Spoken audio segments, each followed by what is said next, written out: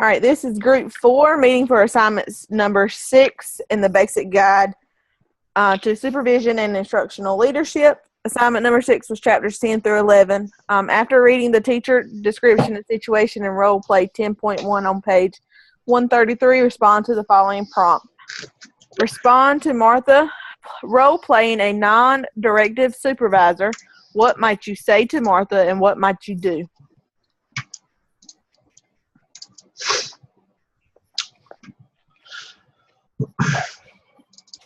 Let's see. All right, I'll go ahead and start this one. I don't mind. Well, looking at once I read this chapter of the non-directive behaviors, it seemed like it pretty much was giving the teacher ownership. Like I think it even says something about the laissez-faire. You're not directly standing over the teacher. Because looking at Martha's situation, I think she was something about her launching technology in her classroom and then doing like a PD, I believe, or something like that. Yep. With other teachers. But anyways, bottom line, I was on page 133. It says critical reflection of a non-directive supervisor. Is the teacher or group reluctant to assume decision-making responsibility? And again, that's a case-by-case scenario, I believe, with Martha, because it's saying that she's won all these awards and she has provided professional development. Not only it's said at the district level, so it's possibly that she did it at her school level as well. But then it says when to use non-directive behavior. It says when the teacher or group is functioning at high developmental levels, which she is. So with her situation, she wouldn't need, I'm trying to think of the right way to put this, a supervisor right over her at all times, because pretty much she's demonstrated her leadership. Yeah. Right, exactly. Yeah, for the most part. So it seems like she's already demonstrated those leadership skills for the most part. So see, I read into it a little bit, just to kind of dovetail with what you're saying. When you pulling from the chapter, when you look at a non-directive approach, it said that it was important as a non-directive supervisor to work to assist teacher in their problem-solving thought process, right? Right. Basically, we work under the observation, or we work under, not the observation, we work under the understanding that Martha, as a veteran teacher, in every sense of the word, as a veteran teacher, knows what's best for her classroom. And I think, like, we need to work as a sounding board for her, if that makes sense. Right. Because like she's consistently receiving high marks and she knows her stuff because she's like doing a training for people. I think the best thing we can do is just kind of work with her to get her to articulate what she believes the benefits and pitfalls of integrating technology in her classroom are. Because the thing is, like, she wouldn't be selected for this unless she was doing well. So she obviously knows her stuff. We just kind of need to take that sounding board approach and say, hey, what have you experienced, and kind of work in like a questioning manner, like, what have you experienced? What's been some good stuff? What's been some growth? What's been some frustrations and some challenges? It's like when you first start teaching, you'll have teachers or like student teachers who, they've got 28 kids in the class, so they run exactly 28 copies. And then like the next day, 3 kids don't have them. So it's like that frustration where they just haven't done it enough. I'm sure that she would have had some of those issues and be able to, convey that in a manner that's going to be helpful to people in terms of saying, hey, look, here's some stuff you need to watch out for when you're implementing this new technology. Yeah. Shonda, I like what you said about you can't use it for everybody. So that was what I was thinking. You have to use it with a teacher that has like experience in a certain area. Now it may not be, a 15, 20-year teacher. It might just be a 6th, 7th year teacher, but it has to be a teacher with experience in that field or that area. But David, what I was thinking, piggybacking off of what you said, as far as what might I say to Martha, I would ask kind of question, like do a little bit of questioning for her. Like what lesson will she be teaching? Try to get her, get her thinking going, and how can she make it, what are some ideas of how she would make it valuable for them? And might get the teachers involved because, when you get the teachers involved, they're actually doing hands-on learning, and it might be easier for them to do to learn the different technology and what the lessons about in their classroom. Right. Well, and this is the thing where I might, I'll strike me down because I'm just being incredibly conceited and my hubris is just bursting through at the seams here. But it's like, the thing is, if like I know when my lessons are good, I know when I'm on point, right? Because my class is running smoothly, everything's the way it needs to be.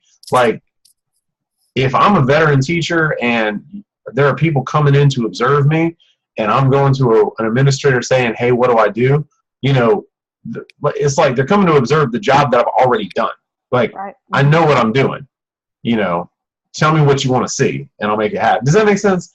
And it just didn't. It doesn't seem like it's like anyone who's because this lady won like Teacher of the Year or presented to the county and the district and all this kind of mess. And it's like, for me, I was very fortunate to be selected Teacher of the Year at my school. It was a great honor. But at the same time, it's like, I feel like I've worked really hard, and I feel like I go in every day and I, take care of business. Mm-hmm. So like with Martha, I not to be a devil's advocate, but I don't exactly understand how this teacher who is presented at the district level and is obviously very competent, and she, said that she's consistently receiving high marks and she's integrating technology and all this kind of stuff. Like, what does she need from me as an administrator? Does that make sense? It's like she to almost continue questioning. to support her in the role. Yeah, that's true. Go ahead, Stacey. Well, I was just saying, it's like she's questioning herself as a teacher, or right. Like she doesn't believe that she's good enough to present in front of other members of her school. But I thought what you said, LaShonda, about her wanting the support and having the extra support from the from the administrator, giving that to a teacher, that goes a long way if you have the support from that supervisor, from that administrator. Or, Stacey, that just kind of made me think of something. Like, when I think of support, I think of like actual stuff, like actually doing something. Does that make sense? So when I talk about like, I need support from my administrator, I need technology, I need, funding, I need this type of thing. But it could be that with Martha, she just needs some, like her boss, to sit there and say, hey, when I say boss, I don't mean like her, I'm going to tell you what to do, but like her sort of team leader to sit there and say, hey, you're a good teacher, you're going to be great. Let's talk through some of the great things you're going to do. And I think I totally missed that on the first read. Yeah. Yeah, because I'm sitting here and I'm like, pretty much. What you mean you need help? You don't need help. You don't want all these awards and accolades. Like, why are you sitting in my office? Like, what's the problem here? See, but then again, like, I think that is the man in you.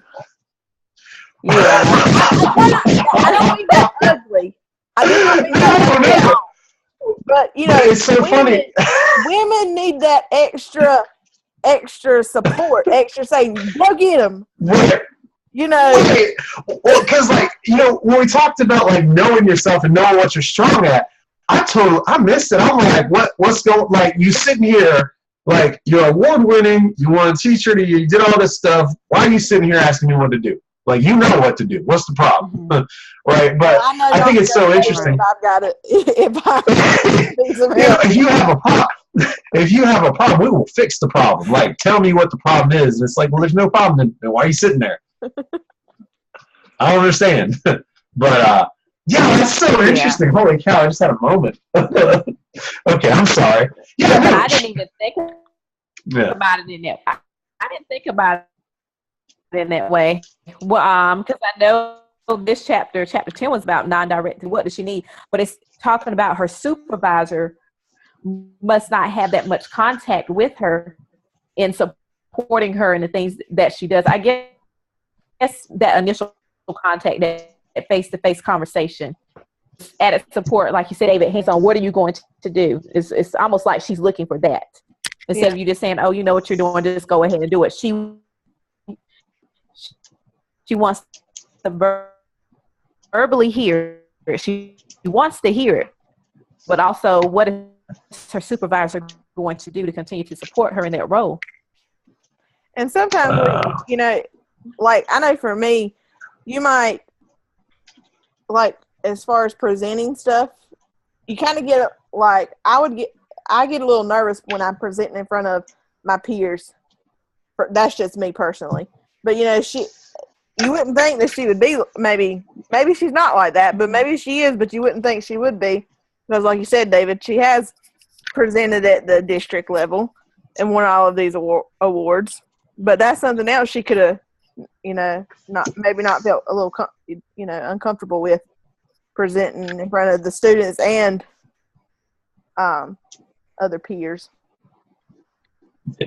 And I think that's just like kind of like we were talking about, just different perspectives. Because with me, like if I have to do any presentations or like, speeches or whatever, like in my mind, it's not like, oh my God, am I going to be okay? It's like, man, I'm a boss. Let's get up in this. I'm going to take care of business. Let's get a handle, because that's my mindset. Yep. So for me, like when I see Martha looking at it, I'm like, I don't, not that I don't have empathy, because that's the wrong way to put it, but it's like, I'm not really appreciating it from her side, because I'm responding how I would respond, which is, you want to come observe me? Well, of course you would, because I'm the freaking best. Like, I'm awesome. Of course. This makes total sense, right? Like I said, the pridefulness and the hubris is just bursting at the seams here. But it's so funny because, like, we talk about having empathy. We talk about having empathy for teachers and really, get to feel where they're coming from. And, I think that because I am a teacher, I checked that off. It's like, yes, I have empathy for teachers. I was a teacher. I know what it's like to be a teacher, but I know what it was like for me to be a teacher, and I think that that's something important, because not everybody's me. The world would be terrible if everybody's me. Like, we'd be all over the place, never get anything done. Everything would be late. But, I think it's kind of like a watershed moment for me a little bit, because you're absolutely right. Martha, I was repeating myself. Am I repeating myself? I've said all this. I'm sorry. Let's move on. No, you're not. No, because I realized this. I was in class today, and I was like, we're talking about something, and I'm like, oh my God, I really want to make this point about the Industrial Revolution. So I make the point. And then I'm like, let me give another example. Let me make the point again. And like the fifth time I had made the point, kids were like, Mr. Roach, you told us this. I'm like, but it's a really good point. And they're like, we know. You've told us like 5 times. And I'm like, oh, I'm sorry. So sometimes I get wrapped around the axle. But anyways, let's hear from somebody else. You're funny. You're doing good, David. But 131, I'm jotted some little notes here. Non-directive does not mean, I'll say there, because it says their definition of non-directive supervision, the supervisor is actively involved in instructional improvement, reflect and facilitate the teacher decision, and so forth. So it says even when the supervisor, some teachers like Martha may still be reluctant to identify the problem. I'm gonna skip on to the last part of that sentence. It says, or establish criteria for success. Establish a criteria for success.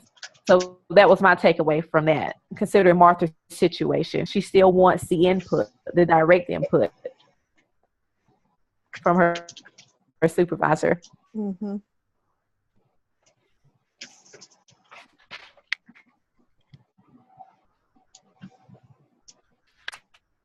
Y'all have anything else anybody want to add, or make sure we cover everything?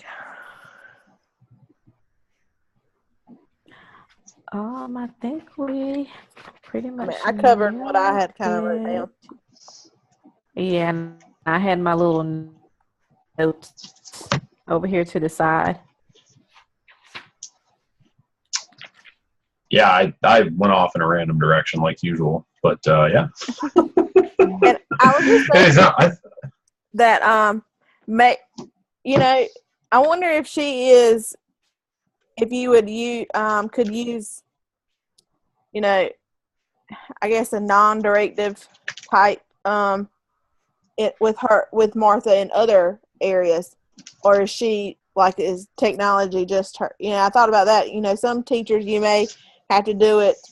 Like one teacher might be successful in technology, the other one might be successful in reading, but it may not work for every person, every subject, or everything. They're kind of have to play it by that person. Yeah, I think just to kind of build off what you're saying, I think that one of the big things about being an administrator or being a successful administrator is being able to read people and being able to know who needs what when. You know, Right. like for me, I know sometimes I need a kick in the pants to say, hey, look, get your mess together. Like I need that sometimes. Right. Whereas, you know, there are some people that need the, you know, it's okay, like, you know, hang in there, keep going, you know. Mm-hmm. You know, and I think that for me, it's going to be very important not to use like one approach all the time. Yeah, I agree. And, Me too. you know, because like sometimes I feel like I have a hammer, and like when I have a hammer, every problem's a nail, you know, if that makes sense. Yep. Because it's like, hey, look, here's the problem, here's the solution, do it, execute, move on. You know, we don't have time to waste, as opposed to like, you know, I don't. It's like when I talk to my wife. Sometimes she's like, "I just need you to listen." I was like, "But I want to fix the problem. Like whatever the problem is, I'm gonna fix it." And she's like, "You can't. Just listen. Just nod and smile and say I love you, and it's gonna be okay." You know, and that's just don't tell me the problem. You don't want me to fix it. You know. But yeah, no, that's super cool. This has been really fun. We should do this again. Yeah, David, it did really you learn has. You know, let me pontificate some more. No,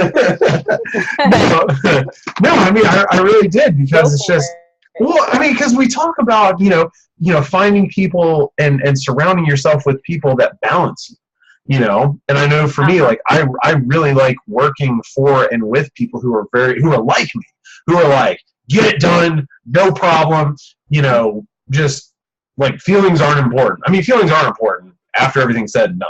You know, like step one, accomplish the mission. Step two, move on. And I think it's going to be really important for me that, you know, if I can pick who I work with, like the person inside of me is going to want to pick someone who's just like me, you know, because it'll agree with me, right? Like that works. But when you look at sort of working with or leading or being the heart of an organization, like you have to be able to have contact with everybody.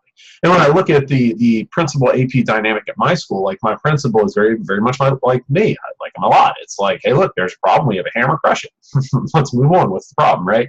But like my AP is very like, you know, hey, how's it going? Very nice, very soft spoken, and is not like bull by the horns, bull in a china shop, get it done, you know. And I think that balances very well, because, you know, I can think of times when people they have a problem or issue, they'll talk to the AP about it, because the principal is not going to have, not that he's not willing to listen, but to him it's like a trivial thing, if that makes sense. Like, you know, just little things like scheduling, or not scheduling's not a little thing, but like lunch schedule, you know, like you're supposed to get to the cafeteria at 12:15 and you're coming in at 12:20 and you're staying late, and that throws off the schedule. For him, it's like, all right, we're going to have a grade level meeting, we're going to blow everybody out about where they need to be, and everybody's going to be where they need to be, and we're going to move on. Right? That would be his approach, where like the AP's approach would be to just kind of come hang out in the cafeteria and say, hey, are y'all seeing any issues or things that are coming up, and how can we work together? Yeah. You know, so I think it's just super cool that when you look at it at the dynamic of an admin team, you have to have people on both sides of the fence. You know, as much as I want to work with like the type A in your face, like forget your feelings, like get it done, move on. Like, what's the problem? You know, as much as I love that, I want to live in a world where everybody's like that and there's just no feelings ever. You know, like you need that, because like I'm going to rub people the wrong way, and I'm not going to mean to. I'm going to. That's kind of a scary realization, because you want to work with people who complement you. Right. And are not just like you. Yep. David, I think you just had a moment. Right at the end. You know, I'm becoming aware. I don't know. I really appreciate you guys listening to me like ramble on. You're welcome. All right. If anybody don't have anything else, I'm gonna stop recording. All right. Everybody good? All right. Yeah, we're good.